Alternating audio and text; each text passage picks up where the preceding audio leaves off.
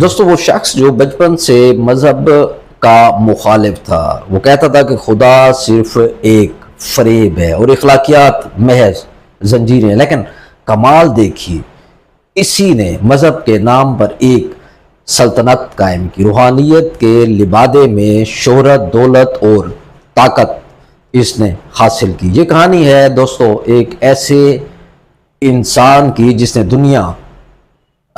دنیا نے جسے کبھی روحانی استاد کہا تو کبھی سیکس فری گرو، ایک ایسا کردار جس نے بھارت کے قدیم فلسفے کو مغربی دنیا کے فیشن کے ساتھ ملا کر بیچا۔ یہ دوستو کمال کا فن تھا، اور خریدار تھے وہ گورے جو روحانیت کے نام پر چورن خریدنے کو تیار تھے۔ اس شخص نے اپنی باتوں میں اتنی کشش پیدا کی کہ لاکھوں لوگ اس کے پیچھے چلنے لگے، کچھ نے اسے نجات دہندہ کہا اور کچھ نے اسے دھوکے باز۔ جی ہاں، ہم بات کر رہے ہیں اوشو کی۔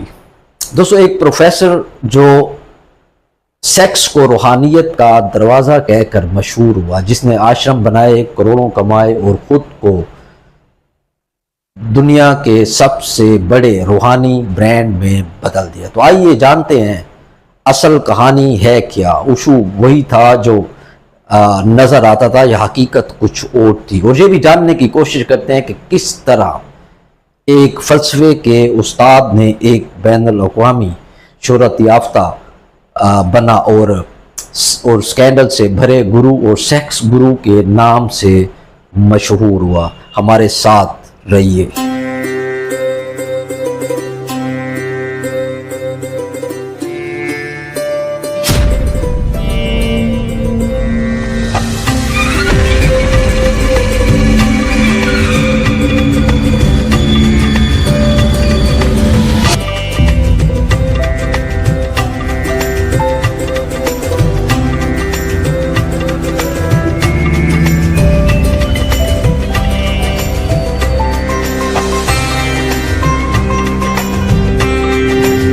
دوستو اس کا اصل نام چندر موہن جین تھا۔ 11 دسمبر 1931 کو کچواڑا کے گاؤں مدھیہ پردیش بھارت کے گاؤں میں پیدا ہوا۔ خاندان جین مذہبی گھرانے میں اس کا تعلق تھا۔ دوستو اوشو نے خود اپنی یادداشتوں میں لکھا کہ وہ بچپن سے ہی باغی مزاج تھا، وہ مذہب، خدا، اخلاقیات پر اکثر سوال کرتا رہتا تھا۔ ابتدائی تعلیم مدھیہ پردیش میں ہوئی۔ 1951 میں ہائر سیکنڈری مکمل کرنے کے بعد ساگر یونیورسٹی میں اس نے داخلہ لیا۔ 1957 میں انہوں نے فلسفہ میں ماسٹرز کیا اور گولڈ میڈل بھی حاصل کیا۔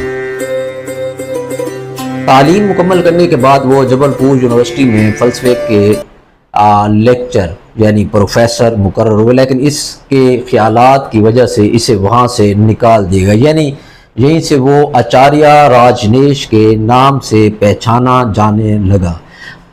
یونیورسٹی سے نکالے جانے کے بعد 1960 کی دہائی میں اوشو نے پورے بھارت کا دورہ کیا اور مذہب، سیکس اور آزادی پر کھلے لیکچر دیے۔ اس کا کمال یہ تھا کہ اس کا انداز باقی مذہبی گروؤں سے بالکل مختلف تھا، اس لیے نوجوان طبقے میں جلدی یہ مقبول ہو گیا۔ اس نے کھلے عام کہا کہ سیکس روحانیت کی طرف پہلا قدم ہے، جو اس وقت بھارتی معاشرے کے لیے انتہائی متنازع خیال کیا جاتا تھا۔ پھر اس کے دماغ میں ایک آئیڈیا دوستو یہ تھا کہ 1974 میں اوشو نے مہاراشٹر کے شہر پونا میں اپنا پہلا آشرم قائم کیا۔ یہ آشرم تیزی سے بین الاقوامی مرکز بن گیا، جہاں یورپ، امریکہ اور دیگر ممالک سے ہزاروں لوگ آنے لگے۔ یہاں مراقبہ، میڈیٹیشن، تھراپی گروپس اور سیکس اور روحانیت پر مباحثے ہوتے۔ آشرم میں اس کے پیروکار سنیاسی کہلاتے اور سب زعفرانی لال لباس پہنتے تھے۔ دوستو اسی مقام سے اوشو کا اصل دھندا شروع ہوتا ہے جو دنیا کو حیران کر دینے والا ہے۔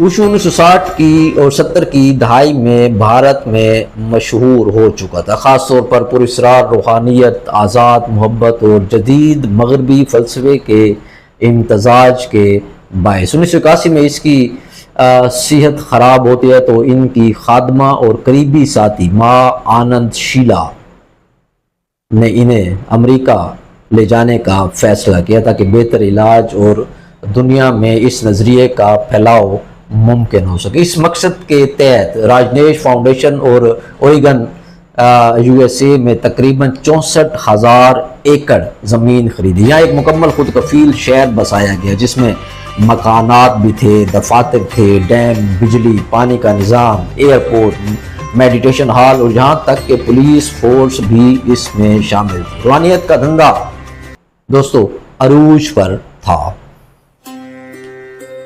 یہیں سے اس کا کھیل شروع ہوا۔ اس نے سیکس تھراپی اور گروپ میڈیٹیشن کے نام پر آشرم کے اندر ایسا ماحول بنایا جہاں مرد اور عورت کھلے عام سیکس کرتے اور اسے روحانی آزادی کا نام دیا جاتا۔ مغربی دنیا کے لیے یہ بالکل ایک نیا تجربہ تھا۔ وہ لوگ جو عیسائیت کے سخت اصولوں سے بیزار تھے انہیں لگا جیسے واقعی کوئی مسیحا انہیں مل گیا، لیکن حقیقت یہ تھی کہ اوشو نے سیکس کو ایک پروڈکٹ بنا دیا تھا اور اسے روحانیت کے ساتھ ملا کر اسے بیچ کر لاکھوں ڈالر اس کی جیب میں آنے لگے تھے۔ اسی دوران اس کی سیکٹری شیلا منظر پر آئی۔ وہ اوشو کے لیے ہر کام دیکھتی، چاہے مالی معاملات ہوں یا آشرم کے اندر کی پالیسی ہو، لیکن وقت کے ساتھ یہ آشرم تنازعات کا گڑھ بن گیا۔ لوگوں نے بیانات دیے کہ وہاں منشیات کا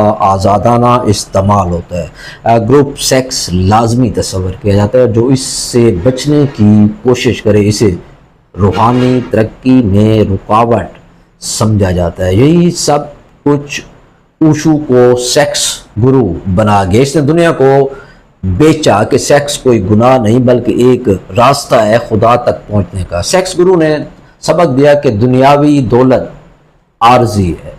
جب یہ بھاشن دے رہا تھا اس وقت اس کے پاس ایک ہی وقت میں 93 رولز رائس کاریں کھڑی تھی۔ کہا جاتا ہے کہ وہ چاہتا تھا کہ 365 کاریں ہوں تاکہ ہر سال ایک نئی کار میں وہ سفر کرے۔ روحانی گرو یا لگژری کلیکٹر، فیصلہ آپ نے کرنا ہے۔ یہ سیکس گرو ہیروں کی گھڑیاں، برانڈڈ کپڑے اور قیمتی انگوٹھیاں بھی پسند فرماتا تھا۔ مغربی میڈیا نے مذاق اڑاتے ہوئے اسے ڈائمنڈ گرو اور لگژری بابا کہنا شروع کر دیا، لیکن اس کے بعد جو ہونے والا تھا وہ سب کو چونکا دینے والا تھا۔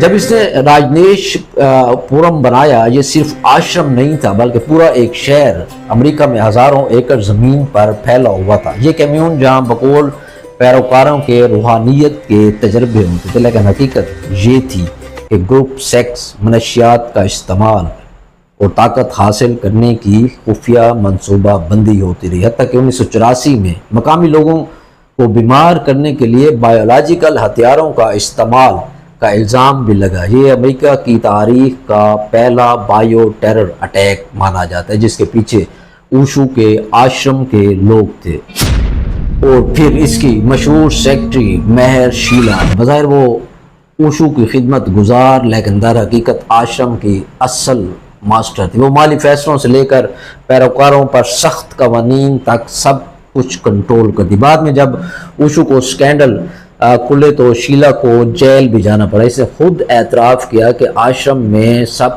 کچھ قابو میں رکھنے کے لیے گروپ سیکس، دباؤ اور نشہ استعمال ہوتا تھا، لیکن اوشو ہمیشہ کہتا تھا کہ یہ سب روحانیت کا حصہ ہے۔ یہاں تک کہ اس نے ایک وقت میں تقریریں بند کر دی اور خود کو خاموش گرو بنا لیا۔ اب لوگ صرف اسے بیٹھا دیکھتے اور کہتے ہم نے انرجی محسوس کی ہے۔ کیا یہ انرجی تھی یا پھر ایک نفسیاتی کھیل تھا؟